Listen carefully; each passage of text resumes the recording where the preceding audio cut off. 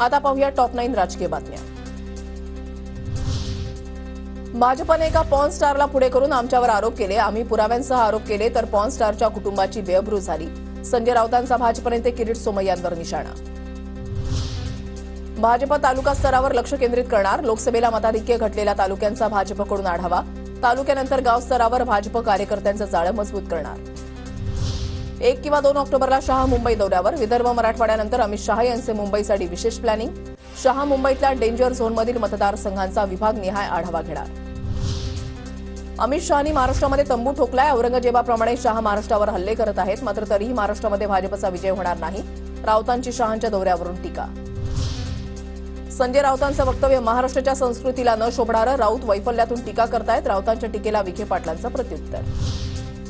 काँग्रेसच्या दरबारामध्ये काय झालं यावर दुसऱ्या पक्षानं बोलू नये, सीएम पदावर बोलू नये असं वरिष्ठांनी पटोलेंना सांगितलं असेल तर स्वागत। राऊतांची प्रतिक्रिया।